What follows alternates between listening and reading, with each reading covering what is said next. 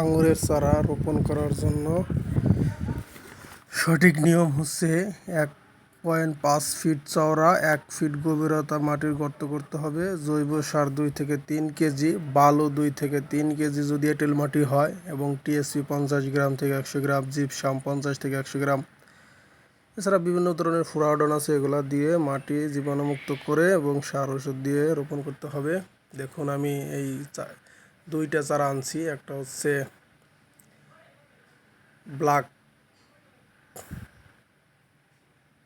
আর একটা হচ্ছে বাইকুনন। এই দুইটা আঙুরের চারা আনছি, রোপণ করবো আজকে, আপনাদের দেখাবো। কোন জায়গাতে আনছি এটা পরে জানাবো, কারণ আগে দেখি আঙুর যদি ভালো হয়, মিষ্টি হয়, সেই ক্ষেত্রে এই ঠিকানাটা দিব।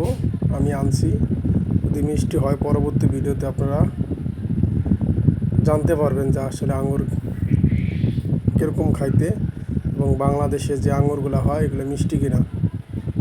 এটা হলো ব্ল্যাক ম্যাজিক, আর একটা হচ্ছে বাইকুনন। এটা হচ্ছে বাইকুনন। দেখুন, গাছটা অনেক বড় দিছে, আমাকে সুন্দর গাছ দিছে। গাছ রোপণ করছে, সবাই দোয়া করবেন যাতে ভালো আঙুর হয়, মিষ্টি হয়।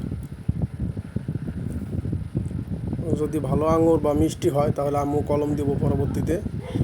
থ্যাংক ইউ সকলকে।